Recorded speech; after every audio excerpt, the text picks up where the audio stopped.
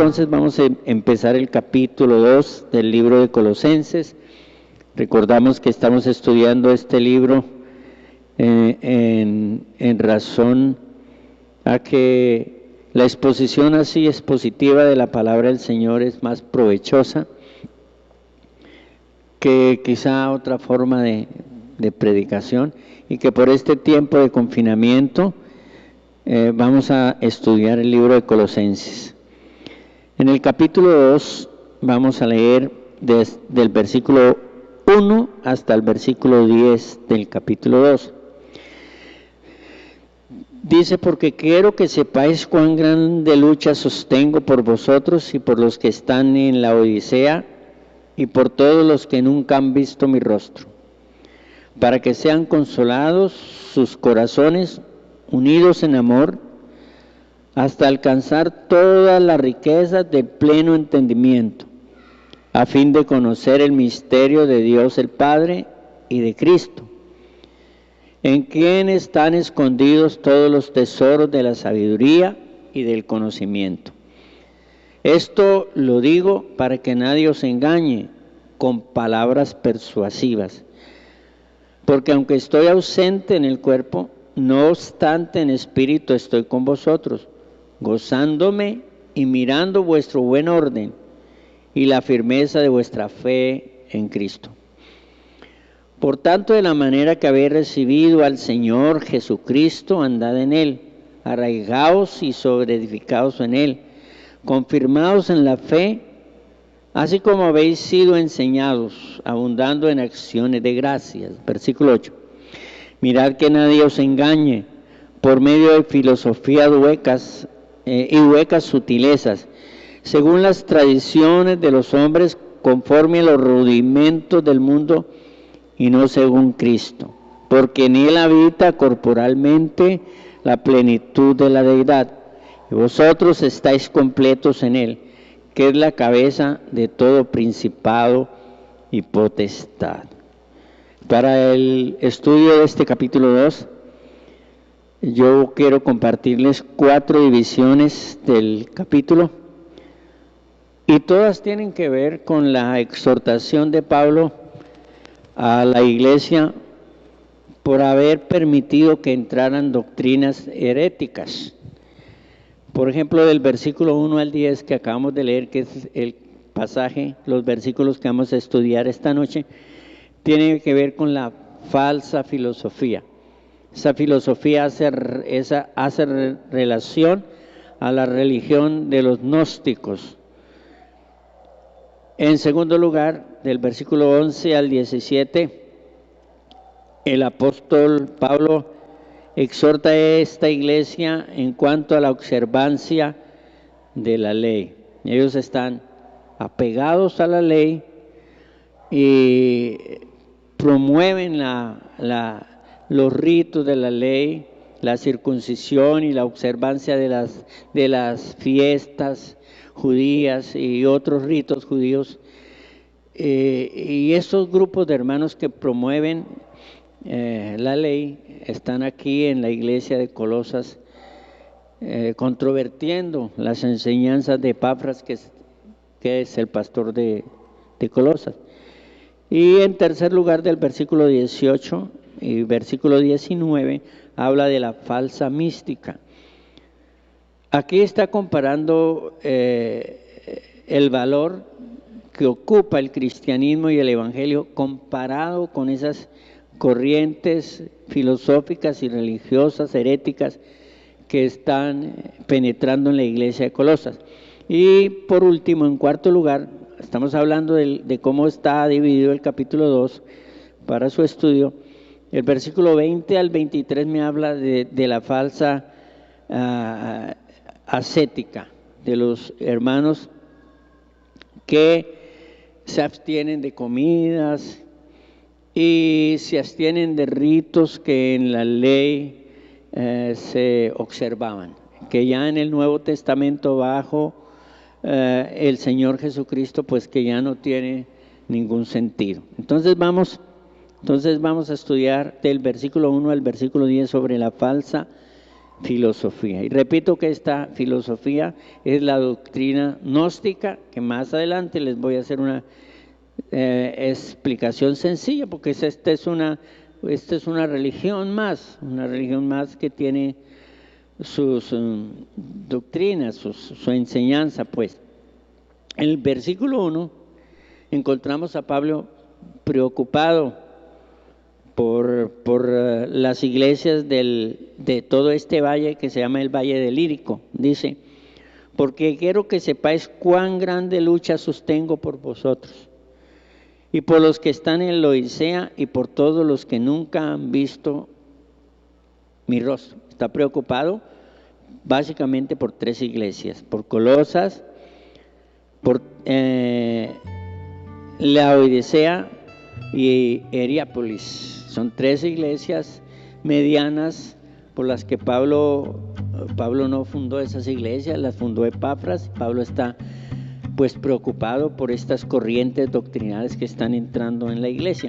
Y él describe como la preocupación que él siente. Dice, quiero que sepáis cuán grande lucha sostengo por vosotros. El término lucha es tomado del ejercicio deportivo en este momento del Imperio Romano y básicamente de la lucha de gladiadores. La lucha de gladiadores consistía en la confrontación de hombres armados con espadas que luchaban hasta que uno de los dos muriera. Y eran unas luchas encarnizadas, y muchos de esos gladiadores eran muy diestros y muy hábiles con la espada, y podía de repente durar horas una lucha de esos gladiadores. Iban hiriéndose, cortándose con las espadas hasta que uno de los dos moría. Esto era un deporte cruel, cruento, y aglutinaba multitudes del Imperio Romano, y las personas se preparaban para esa confrontación de gladiadores. A veces los gladiadores se enfrentaban a leones, se enfrentaban a animales y luchaban contra ellos. Y generalmente los gladiadores eran esclavos que habían sido conquistados por el Imperio Romano en las guerras romanas, en las guerras de conquista romana. Y Pablo usa ese término haciendo alusión a eso, pues, que él tiene una lucha muy fuerte, una carga muy fuerte en su corazón por estas doctrinas que están entrando en la iglesia. Y eso nos hace entender, hermanos, que entonces las corrientes doctrinales heréticas pueden entrar en las iglesias y pueden entrar en iglesias de sana doctrina, y no solamente una, sino varias. Y puede ser que esas iglesias abracen esas corrientes doctrinales erróneas. Y bueno, y la lucha de Pablo, pues es obvio que es una lucha, no solo una preocupación, sino es una lucha en oración, en clamor por esta iglesia. Ahora, Pablo está muy preocupado por muchas iglesias. Por ejemplo, en 2 Corintios 11:28, él enumera una serie de vicisitudes por las cuales él ha pasado, todas estas aflicciones, y finalmente termina diciendo, además de todas esas aflicciones, lo que sobre mí se agolpa cada día, la preocupación por todas las iglesias. Luego dice, ¿quién enferma y yo no enfermo? ¿A quién se le hace tropezar y yo no me indigno? Dice él. Este es el sentir de Pablo, la lucha de la preocupación y la oración de Pablo por las iglesias. Y particularmente por esta iglesia, en el versículo 2, Pablo habla de los temas de oración. ¿Por qué está orando por esta iglesia? Dice, para que sean consolados sus corazones, unidos en amor, hasta alcanzar las riquezas del pleno entendimiento a fin de conocer el misterio de Dios y de Cristo. En ese versículo, hermanos amados, Pablo enumera varios temas de oración. Por ejemplo, dice que él ora porque la iglesia, porque los hermanos sean consolados, porque sus corazones sean consolados. Esto quiere decir, la palabra que aquí se usa es una palabra para motivar y animar a la iglesia, que los hermanos sean animados y motivados, que estén firmes en la fe, que estén de buen ánimo y firmes en la fe, que no fluctúen en la fe sana, en la sana doctrina, que al enfrentarse ante estas corrientes heréticas, ellos estén fieles y estén firmes. Hay hermanos que a pesar de llevar años en el Evangelio, no tienen una solidez doctrinal, y de repente a alguien les habla de guardar el sábado y les muestra algunos versículos bíblicos del Antiguo Testamento, y llegan a la iglesia de repente confundidos, diciendo, pues, ¿cuál es el día que tenemos que guardar? ¿El sábado o el domingo? A eso se refiere Pablo, a personas que no están firmes en la fe. Y luego dice, unidos en amor, hasta alcanzar las riquezas de su gracia. Es evidente que en esta iglesia faltaba unidad. Pues faltaba unidad porque habían unas corrientes doctrinales que producían confrontación entre los hermanos y discusiones entre los hermanos. Así que no había unidad. Cuando no hay unidad doctrinal de pensamiento, pues es obvio que hay divergencias. No se habla en la iglesia el mismo lenguaje. Y hay diferencia entre los hermanos. La palabra que él usa para unidos en amor tiene que ver con articulados, con estar articulados en amor, con estar ensamblados. En el 3:4 dice, de Colosenses 3:4, dice Pablo 3, Colosenses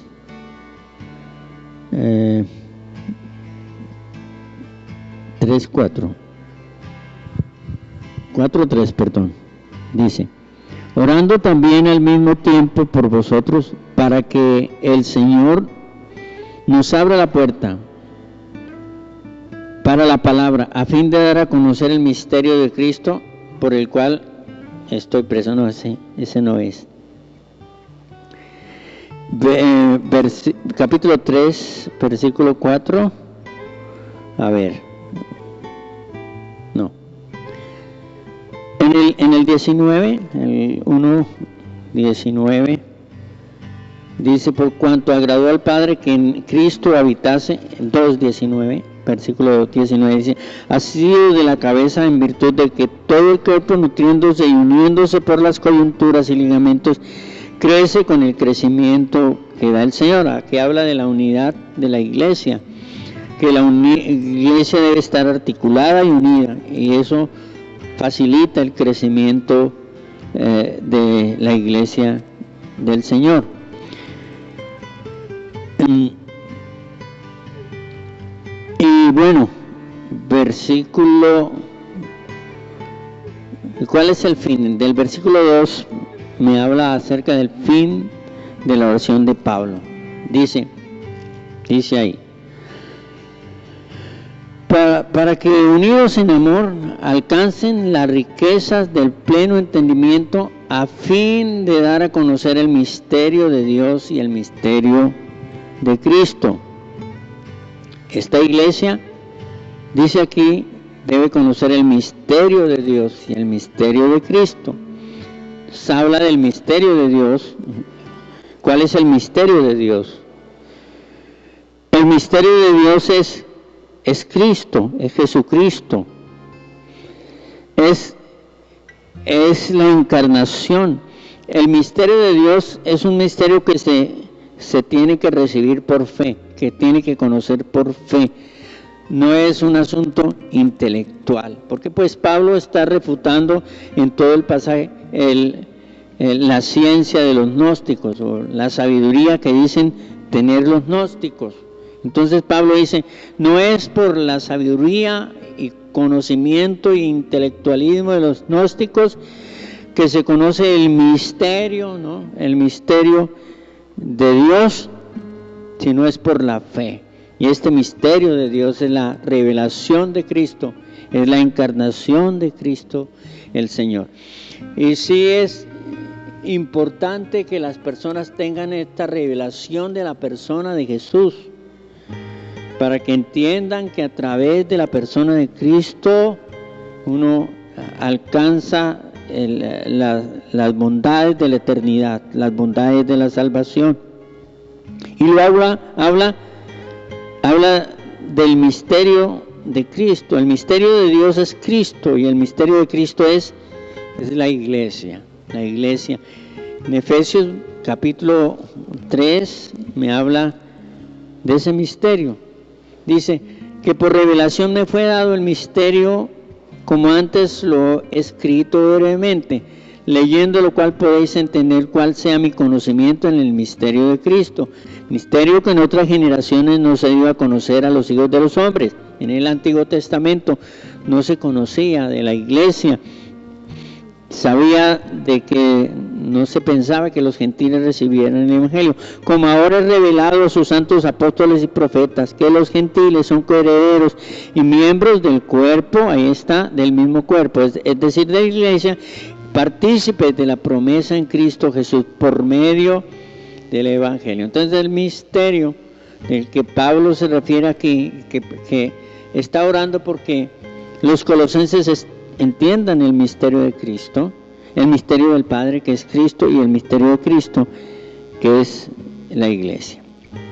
Y luego dice, en quienes están en Cristo, claro, en quienes están escondidos todos los tesoros de la sabiduría y el conocimiento. Pablo está diciendo, no son los abanderados de la sabiduría y el conocimiento los gnósticos.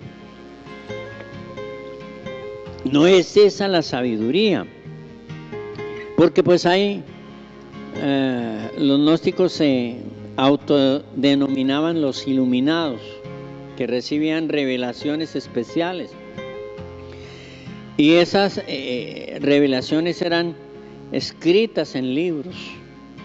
Y ellos decían que esos libros eran superiores a la Biblia, que esa sabiduría de esos libros era superior a la sabiduría de la Biblia. Y Pablo pues está refutando todo eso.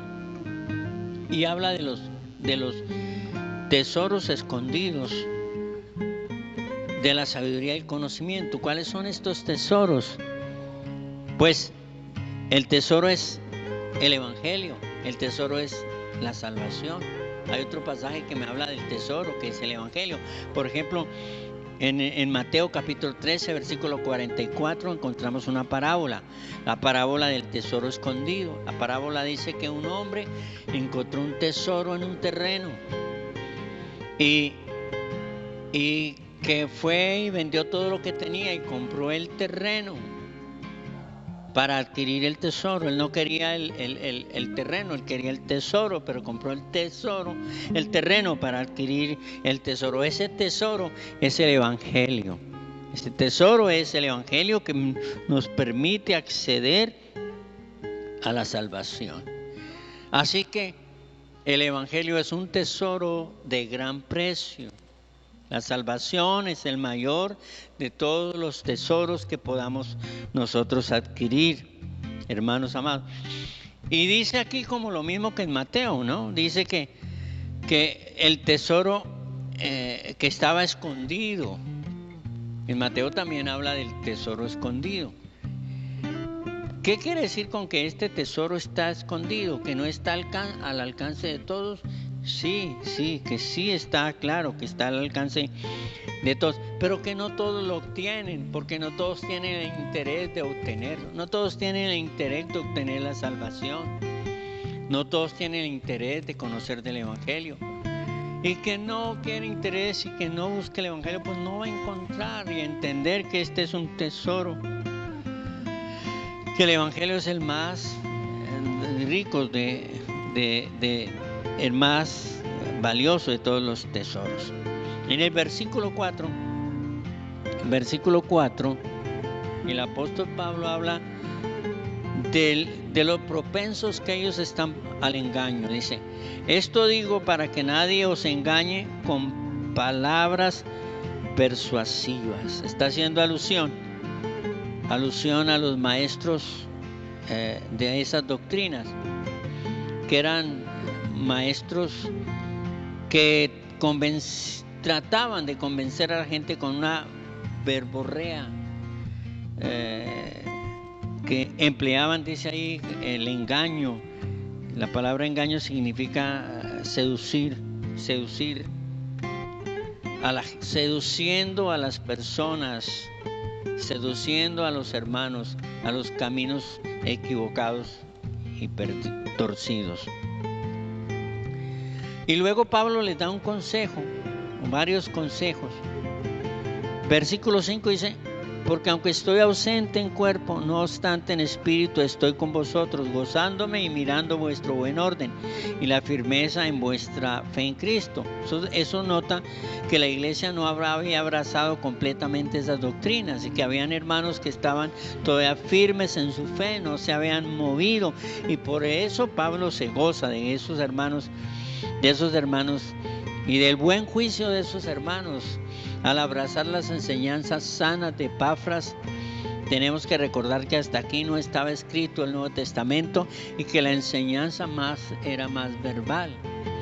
Y ellos están firmes en esa enseñanza de Epafras. Más adelante lo podemos ver. Y Pablo dice: estoy con ustedes, estoy en espíritu gozándome con ustedes.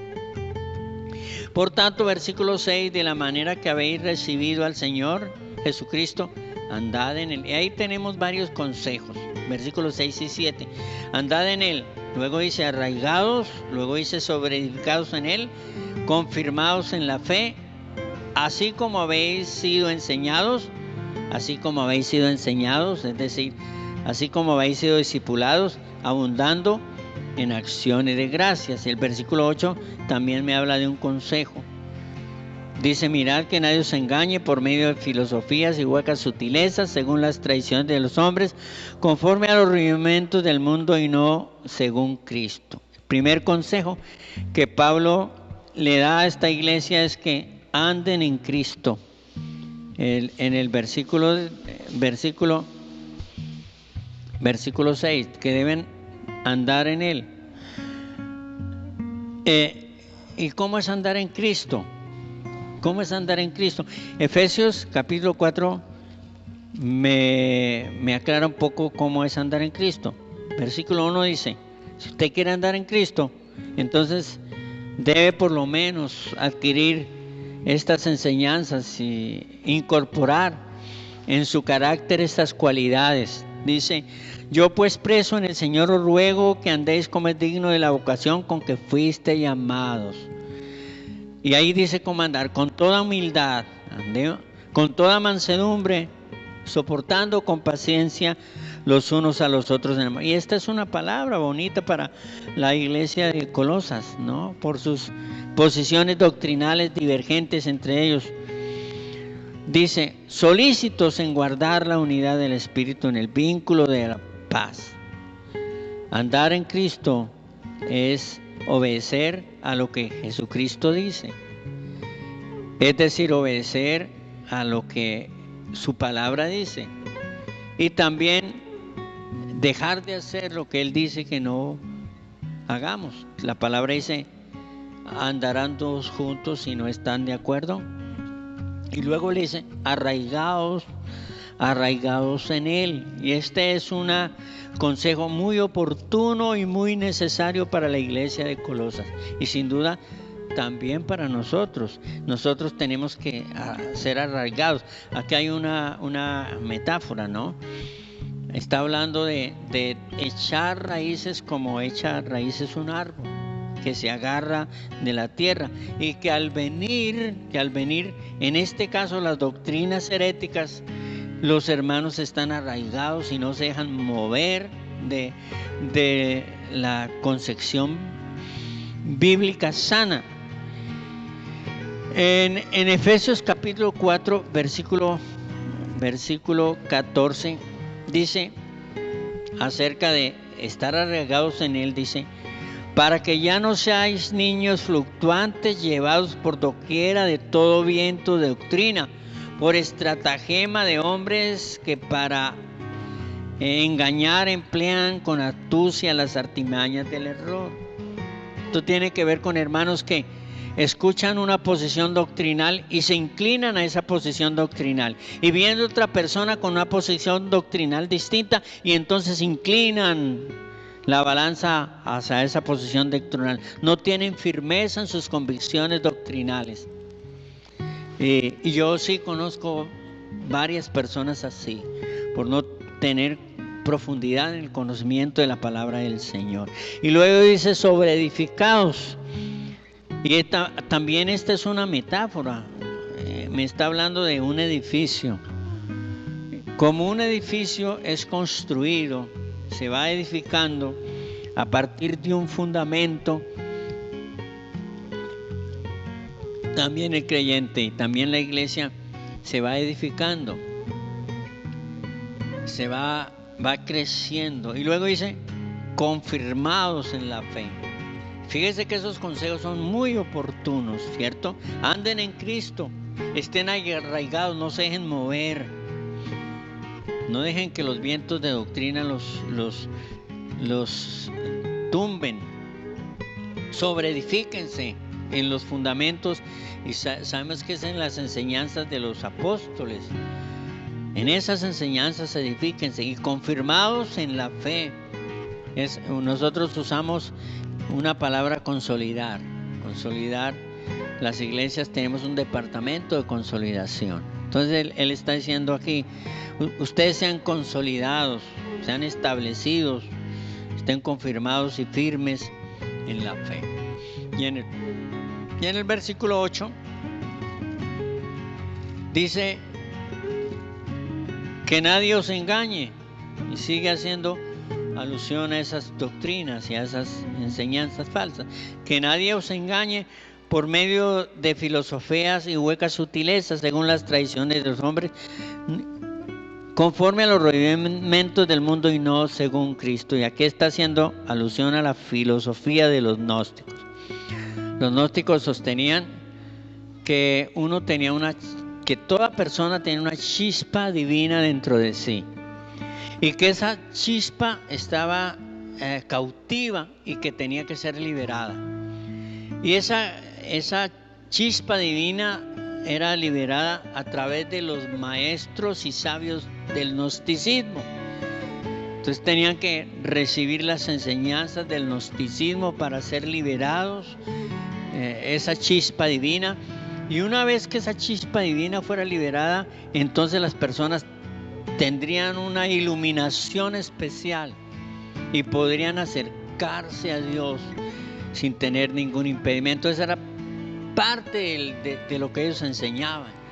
De hecho, es completamente errático. Y luego dice: no se dejen engañar por esas filosofías y filosofías y huecas sutilezas. Y eso es algo hueco realmente, sin profundidad doctrinal. El próximo miércoles le seguimos con la siguiente parte del capítulo 2, de la división del capítulo 2. Vamos a darle gracias al Señor. Muchas gracias, Señor, que nos concedes estudiar tu palabra, Señor.